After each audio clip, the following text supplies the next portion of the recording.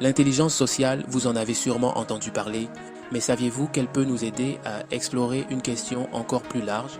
Qu'est-ce qu'un type d'intelligence et qu'est-ce qu'une forme d'intelligence? Pour comprendre cette différence, l'intelligence sociale est un cas d'école. Elle est souvent décrite comme un type d'intelligence à part entière, mais comme nous allons le voir, elle se décline aussi sous différentes formes. Alors, est-ce une question de type ou de forme d'intelligence? Commençons par la notion de type d'intelligence.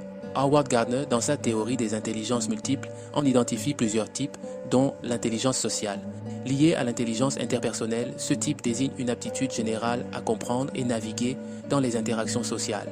Que vous soyez un politicien, un manager ou simplement quelqu'un de sociable, cette intelligence vous aide à lire les autres et à agir efficacement dans des situations sociales. Cependant, l'intelligence sociale n'est pas monolithique. Elle peut se manifester de diverses manières selon la personne, le contexte et les besoins.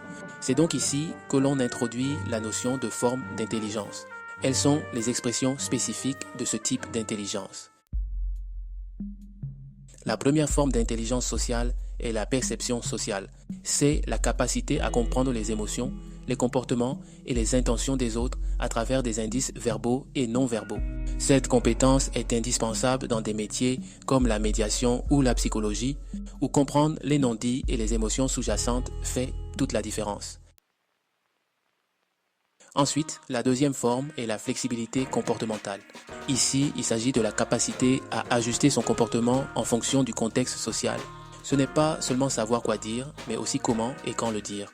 C'est ce qu'on appelle parfois la lecture de la salle. Imaginez un leader qui sait comment ajuster son comportement pour apaiser des tensions lors d'une négociation ou un diplomate qui change de ton en fonction de la culture de son interlocuteur. C'est l'une des clés du succès dans des environnements complexes et changeants. Enfin, la troisième forme est l'influence sociale.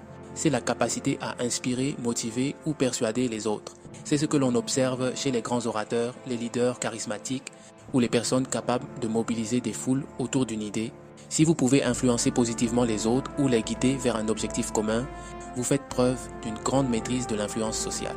Qu'elle soit subtile par la persuasion ou directe par des appels à l'action, l'influence sociale repose sur une compréhension fine des motivations humaines et des dynamiques de groupe.